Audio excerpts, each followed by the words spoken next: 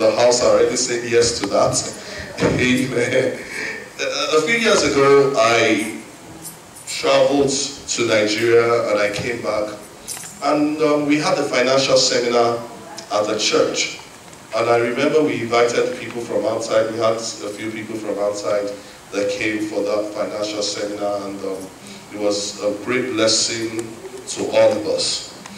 And recently, I was praying, and the Lord ministered to me that I need to start a series of teachings again at the church to that effect concerning finances. And I just want to obey the Spirit of God. I don't know how long this is going to go for. I don't know if it's going to be 2, 3, 4, 5 teachings. I don't know. But I'm just going to, as the Lord leads, just obey the Lord and talk to us about these things. But you see, I believe it's very important for us to also teach our people about principles of the kingdom that can be applied to change or to transform our lives. One thing I want to say for starters is this. It is God's desire for us to prosper. It is God's desire for it to be well with us. In fact, the Bible says, God speaks to us, He said, I wish above all things that you prosper and be in health, even as your soul prospers. The Bible also says, it is He that giveth us the power to do what? To get wealth. Amen. So God actually wants us to have enough for ourselves, and not just enough for ourselves, but to be a blessing to others. Also in 2 Corinthians chapter 9, then the scriptures were telling us, he said that we may have sufficiency in all things. And that when we have sufficiency in all things, God now wants us to abound unto every good work. So it's, if you want to be logical about that portion of the scripture, it is right to say this, that if you don't have sufficient for yourself, it will be hard for you to abound unto good works. That when you're struggling financially, when things are not well financially, it is usually hard for you to be able to say that you want to be a blessing to other people. Why? Because you don't have enough for yourself. Now, there is a place, or there is provision for sacrificial giving. And what do I mean by that? That even when I don't have enough for myself, I can still be a blessing to others. For example, the Bible tells us of the story of the woman at the well. No, not the woman at the well, the widow that Elijah went to. When Elijah left the brook, and the brook had dried, and God told him to go to the widow at Zarephath. The widow, the Bible tells us, only had enough to prepare a meal for herself and her son and eat and die. But when the prophet of God, when the servant of God came and said, go and prepare that meal for me, that I may eat, the Bible says that that widow, not considering herself or her son, obeyed and went to prepare a meal for God's servant. But the Bible says in that sacrificial act of obedience, God blessed her in such a way that she never had lack again. But basically, you will all agree with me that it is much easier and more comfortable for you to give to others when you are content yourself. So we want to look into scriptures and lay some foundations of certain things to us. But the first step that I want to take in this process is actually to talk to us about fighting. You see, because every other principle that may be applied without this may actually not yield as much results as we intend. Let's open our Bibles to Leviticus chapter 27. Leviticus chapter 27 verse 30. I'm reading verses 30 to 34, the book of Leviticus. I'm not going to take too much of our time. I just have 1 or 2 points, and I'll be out of the way. The Bible says in Leviticus chapter 27, if you're there, say amen. Looks like many of us are not there yet. If you're there, say amen. Amen. Okay? The Bible says in verse 30, every tithe of the land, whether of the seed of the land or of the fruits of the trees, is the Lord's. It is holy to the Lord. If a man wishes to redeem some of his tithe, he shall add a fifth to it. And every tithe of herds and flocks, every 10th animal of all that pass under the herdsman's staff, shall be holy to the Lord. Verse 33. One shall not differentiate between good or bad, neither shall he make a substitute for it. And if he does substitute for it, then both it and the substitute shall be holy. It shall not be redeemed. Verse 34. These are the commandments that the Lord commanded Moses for the people of Israel on Mount Sinai. Amen. From this portion of the scripture, the Bible tells us that the tithe is holy to the Lord, and that the tithe belongs to God. Now, the first question anybody would ask is, what is a tithe? Or what is the tithe? The tithe is what is the 10th of our income. For the benefit of those of us that live in the United States, the tithe is a 10th of our gross income. I'll repeat myself. The tithe is what is the 10th of our gross income. So, by definition, that is what of our understanding, that is what the tithe is. Now, the Bible now tells us in Leviticus chapter 27, verse 30, it said that the tithe belongs to God and it is holy to the Lord. Now, if you don't really have a proper understanding of the word holiness there, you may actually miss the point of what God is communicating, or what the scripture is communicating to us here. You see, because for many of us, we perceive holiness as being clean. Many of us perceive holiness as a state of being. And really, to an extent, you might be right. But you see, the root word for that word, holy, is actually from the Hebrew word kadesh. And this word means to set apart or to be distinguished. To set apart or to be distinguished. It is similar to the word taboo that many of us use when we say something is a taboo, which means that thing is untouchable. But in this context, holiness means to set apart. That when you say something is holy, it means it has been set apart to God. Solely for God's purpose, solely for God's use, solely belongs to God. And if I may add that this can, let me give something or context that will help us to understand this better. That similar to our relationship in marriage, when we come to the altar and we say two has become one, what this simply implies is that you and your husband or you and your spouse have become one and are committed and belong to one another. Amen. Amen. And because you belong to each other, guess what? You cannot share your spouse with another. And the same way when we have been separated unto God, that's the way you have been separated to your spouse in marriage, is actually the same way that the Bible is telling us that that 10 is something that has been separated unto God and is solely for God. Amen. Now, let me explain something to us. You see, tithing is one of the principles of giving. And giving is an act of worship unto God. Again, giving is an act of worship unto God.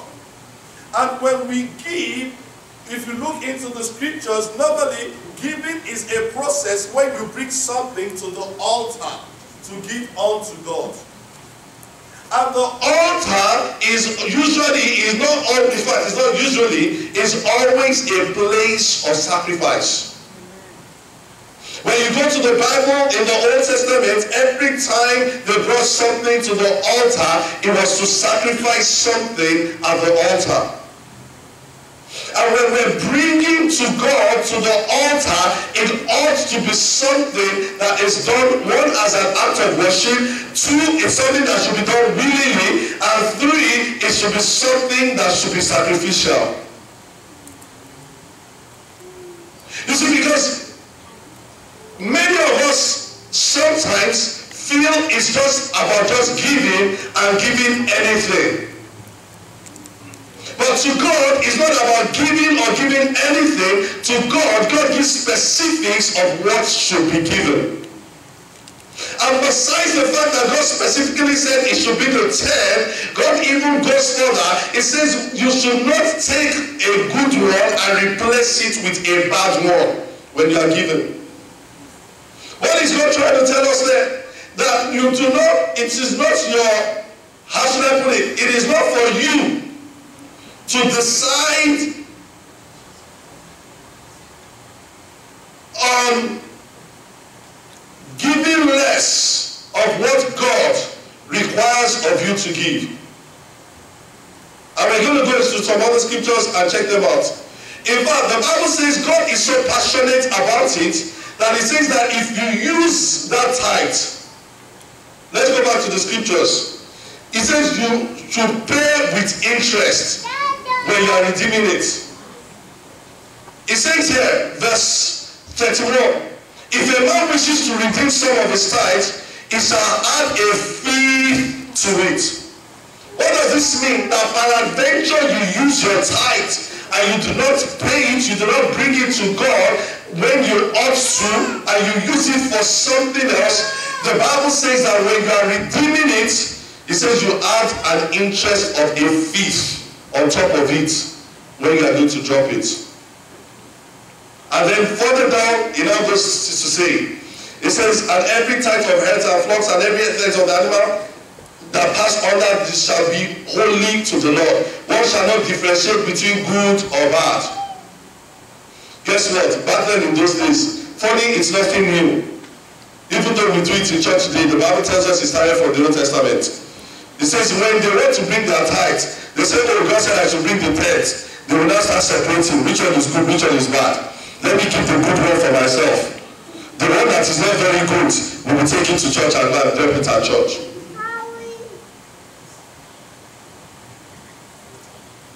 Does that remind us of something that we do sometimes? When you have a stack of bills in your pocket, and it's time for offering. And then they say, let's bring out our offering. And then you put your hand in your pocket or your wallet and you accidentally bring out the $100 bill. What do? We quickly, before anybody sees or notices, we quickly put it back immediately. And then you now start flipping through your pockets and looking for where you kept the $1 bills.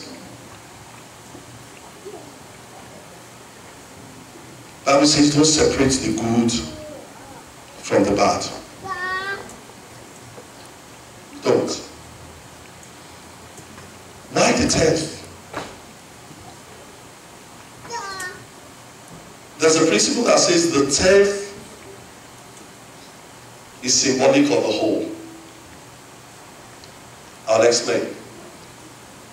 When kids go to school, if they can count up to 10, guess what? They can count up to 100, they can count up to 1,000, they can count up to hundreds of thousands to 1,000,000. Why? Because the letters replicate itself. Once you reach 10, you start another series of 10. So the 10th is actually symbolic of the whole. That if you are giving that 10, what you are invariably saying is, God, I'm giving you all of what I have. That if you are able to give the 10, you are able to give over and above that 10 to honor God and to glorify God. So the Bible tells us here, it says, bring the 10s to his storehouse and honor the Lord with it. You see, but let me tell you something about this. What part of that 10 actually blesses God? Is it actually the money that blesses God? No. Because you see, the Bible says that God is not hungry. God said, I'm not hungry. He said, if I were hungry, I'm the owner of the cattle upon 1,000 hills. He said, I can take any, I can kill it, and I can eat. He says, all the silver and all the gold, they are what? They are mine. So everything that we have been given to us and have been made available to us of God. And he has even much more than what he has already given us. So is it really about God wanting our money? No.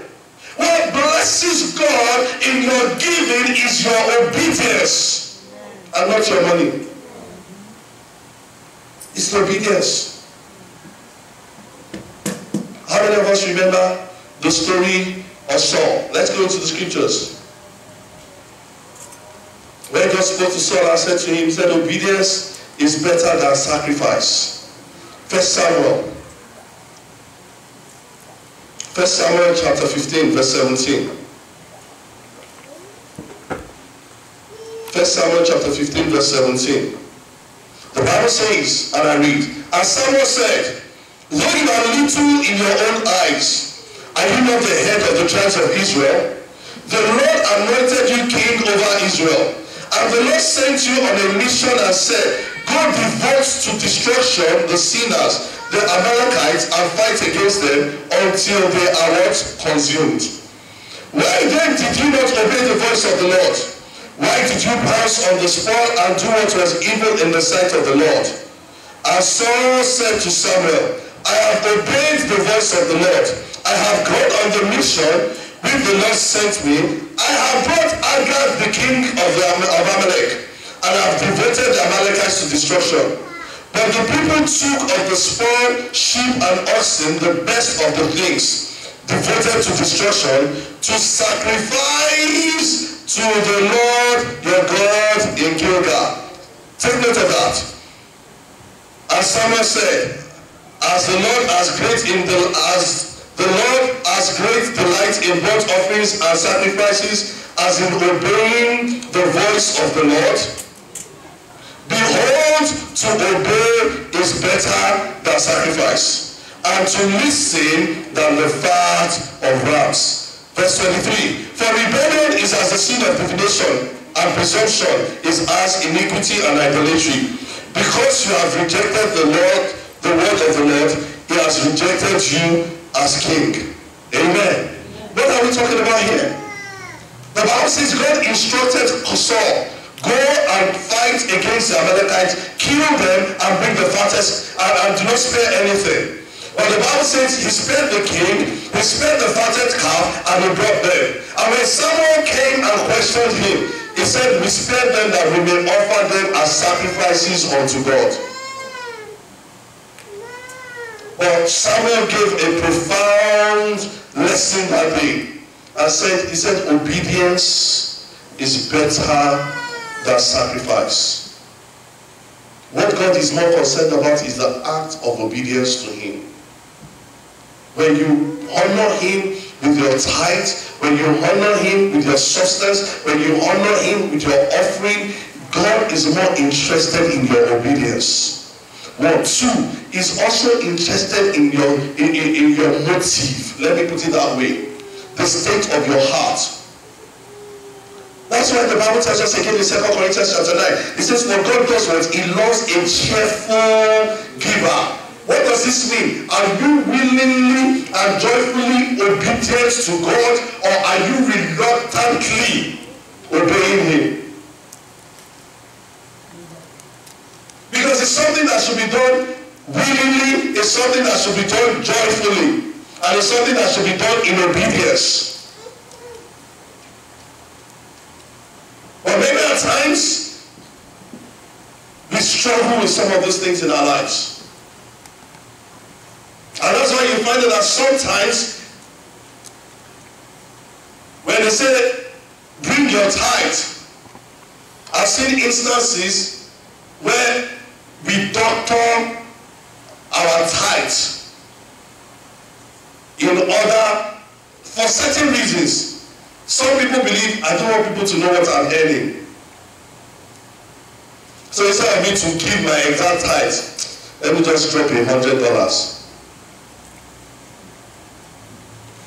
But the Bible says it is what? Is the 10.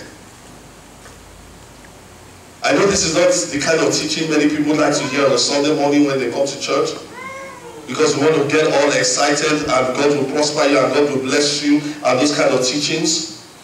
But it is necessary and needful for us to talk about these things if we want to really obey God. Amen. Sometimes we don't even pay our tithe at all. Oh, I have this bill, and I have that bill, and I have this bill, and I have that bill. But do we realize that, let me give you a little secret here. Do we realize that even when you pay all those bills and you don't pay your tithe, that money is still never enough? Hello? I have not been there, I am there myself. So I can talk to you about it because I experience it on a monthly, on a weekly, on a daily basis too. That money is never enough. It's not. And let me tell you something. I've also seen instances whereby we say, oh, you know, the country, the culture, and the environment we find ourselves sometimes put us in trouble. Because we live in a credit system. 0 down, pay later. That's what I'm talking about. Which is very attractive, and which gets a lot of us in trouble. You can come and get a 2014 car. You don't have to pay interest now. You pay later. I've even seen some furniture companies, they tell you come and collect the furniture. Don't even pay a dime until 1 year later. And many of us, guess what? We jump on these things and we build up debts upon debts upon debts. Then at the end of the day, we are struggling. When the payments are due, that is when the struggle starts. And because you have not learned to manage your resources properly or effectively, it now becomes a problem for you to be able to pay your tithe. And then we now decide that because I want to pay off my debts and I want to be debt-free, I will stop tithing. Then when I'm debt-free, I will start tithing again. Where in the scriptures did we find that? You see, one of the benefits of tithing is this. It helps to instill discipline in us. That when you give that 10, it will help you to instill the discipline to properly and effectively manage the rest of the 90 that you have with you. The reason why a lot of us are still struggling financially is because we are not disciplined. I'll repeat myself. The reason why a lot of us are still struggling is because we are not financially disciplined. And one of the things God is trying to teach us, which He wants us to cultivate, is that discipline of how to manage our resources effectively. That even after I've given that 10, I will still learn to effectively manage the 90 that I have and still be content with it. Let me say something further. It is not really your income that determines how rich or how wealthy you are. You see, because sometimes many of us are ascribing, and it's good, I'm not saying there's something wrong with it. Sometimes many of us ascribe, I want an income of 6 figures. 100,000, 500,000. That is fair enough, and that's good. But do you realize the fact that if your expenditure supersedes your income, no matter how much you receive, you will still be in trouble. A man that is earning $1,000 a month and has learned to effectively manage his 1,000 to such an extent that all that is going out is $600 or $700 and still has $400 left. It's better than a man that is earning $10,000 and his expenses are $11,000. Who is richer out of the two? The one that has 10,000 and is still in debt? Or the one that is earning 1,000 and he has learned to manage it and still has a savings of 400? So please, who is the rich man? Because based on our own assessment, based on our own judgment, the rich man is the man that is earning $10,000. If you are earning that 10,000 and you are not content and you don't know how to manage it effectively, and all that 10,000 is going out every month, that man that is earning 1,000, sorry, don't mind my French, and is drinking gari, is better than that one that is earning 10,000 and is spending lavishly and cannot make ends meet. Let's go to Malachi as a round up. Malachi chapter 3.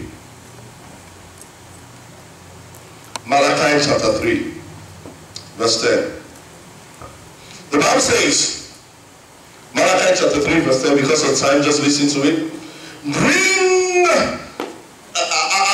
I love this translation. I probably would quote several translations here. One translation, the King James Version, puts it this way, Malachi chapter 3, verse 10. It says, bring ye all the tithes into the storehouse, that there may be meat in my house, and prove me now herewith, says the Lord. If I will not open the windows of heaven and pour out a blessing, that there shall not be enough room to receive it. That's King James. The English Standard Version puts it this way. Bring the full tithe into the storehouse. NIV also uses, NIV puts it this way. NIV says, bring the whole tithe into the storehouse. What point am I trying to prove here? English. What says, bring all your tithes? Another one says, bring the whole. Amen. So the Bible is trying to tell us here that when you bring your tithes, it must be complete. It says, bring you all your tithes. Don't bring some of your tithe. It says, bring you all. It says, bring the whole tithe. What is the whole tithe? It's the tenth. Everything short of the tenth is an offering. He said, bring ye all your tithes into my house. He said that there may be meat. He said, and prove me. And I love that portion of the scripture. God is even provoking us there. He said, prove me not therewith. He said, you are still doubting. It is because of your fear that many of us don't bring the whole tithe into his house. Because you feel when you bring out the whole tenth, how am I going to survive? How am I going to eat? How am I going to be able to pay my bills? But God says, prove me. He said, I dare you to prove me.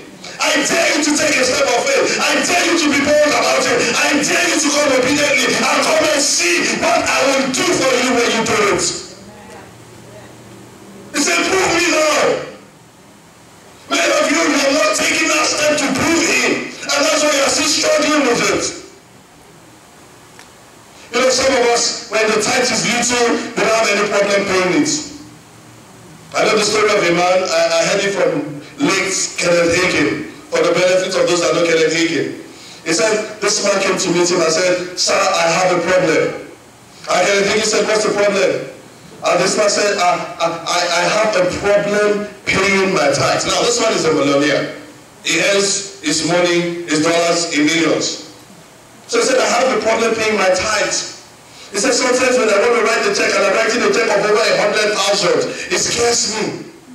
He said, so Pastor, I want you to pray for me. Kenneth Hagin said, and he laid his hands on the man. Because he knows the man and he knows the days of humble beginnings. I said he laid his hands on the man and he said to God, God, take him back to the days of humble beginnings. When he was earning $1,000 and he could be faithful with his tithes. The man said, Pastor, no, see me. He said, but you want me to pray that you should be obedient. And back then you were obedient when you were earning little. So why God will take you back to that level? He said, no, that's not what I want. Ever since the man never struggled to pay his tithes again. You see, because sometimes, a lot of us, sometimes you also get to a level where the problem is no longer whether it will be enough or not. You get to a level where you feel it is too much to give. Give to who? To God? Let me correct an impression here. When you pay your tithes, you're not giving to the pastor. Which is where a lot of us struggle. When you pay your tithes, you are not giving to the church. When you pay your tithes, you are giving to God and you are honoring God. Now somebody will say, well, Pastor, I don't know what the church is going to do with my money. I was at a conference some years back in California. And a man stood up in the meeting and said, we don't know what the pastor is doing with our money. And I said to the man, I picked up the microphone. I said, as long as you consider it as your money, then you can never receive any blessing from it. Because if you have given it obediently and wholeheartedly to God, it is no longer your money, it is God's money. 1, 2, let the pastor mismanage your money. Assuming the church mismanages and the pastor steals your money, guess what? For obeying God and doing what you ought to do, God will still bless you. But God will judge that pastor for stealing that money. So you do your own part and be obedient, because why? 2 wrongs don't make a right. Because if you are saying because pastor is going to steal or the church is going to mismanage my money and then I will not pay my tithe, I will not bring my offering, I will not plant the church, guess what? You yourself, you have taken a wrong step in the wrong direction. So he said, prove me now if I will not open the windows of heaven. I'll pour you out a blessing. Don't let me go ahead of myself. Quickly, there's something I want us to see before I do. Malachi chapter 1, verses 6 to 7, 6 to 14. Malachi 1, please. I need you to see this before we go. Malachi chapter 1, verses 6 to 14. It says, a son honors his father, and a servant his master. And it says, if then I be a father, where is my honor? This is God that was speaking here. He said, if I'm really your father, like you claim I am, where is the honor that you give to me? He says, and if I be a master, where is my fear? Said the Lord of hosts unto you. O priest that despise my name, and you say, wherein have we despised thy name? Listen to this. He says, you offer polluted bread upon my altar. Hello? You offer polluted bread upon my altar. God is saying that bringing to his altar what is not good, what is not right, what is not worthy to be given to God. He says you are bringing it to my altar. It says, verse 7, you offer polluted bread upon my altar, and you say, wherein have we polluted thee? In that you say, the table of the Lord is contemptible. When you say the table of the Lord is contemptible, what does that mean? That you are looking at it with low esteem.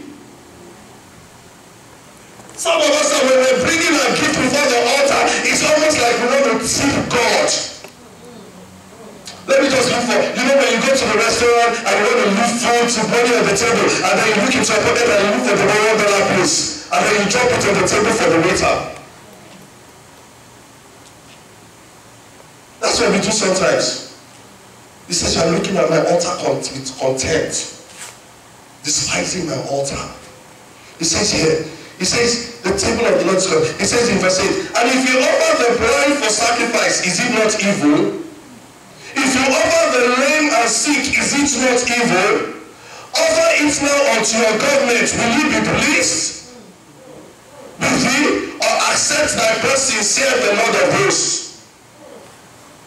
He said that if you cannot even offer such to your government, you cannot even offer such to your boss at work, you cannot even offer such to somebody you hold in high esteem. He said, but yet you come and offer such on my altar. He says, and do you think your governor would accept such? He says here, verse 9. He says, now I pray you beseech God that he will be gracious unto us. This has been your means, will he regard your person, saith the Lord of hosts. Who is there among you that will shut the doors for naught? Neither do ye kindle fire on my altar for naught. I have no pleasure in you, saith the Lord of hosts, neither will I accept an offering at your hand. It says, from the rising of the sun unto the going down of the same, my name shall be great among the Gentiles. In every place incense shall be offered unto my name, and a pure offering, for my name shall be great among the heathen, saith the Lord of hosts. He said, but ye have profaned it in that ye said, the table of the Lord is polluted, and the food thereof, even his meat, is contemptible. Verse 13. Ye said also, behold, what a weariness it is that you are snuffed at it, saith the Lord of hosts. And you brought that which was torn, and the lame, and the sick. Thus you brought an offering. Should I accept this of your hand, saith the Lord? God says, should I accept such? Should I accept such that you are giving to waiters at the restaurant? Should I accept such that you are giving as a tip unto others? He said, are you honoring me by giving me change that you will not even give to your child at home? He said, should I? God is asking me. He said, is it fair on me? And you call me a father. You call me your master.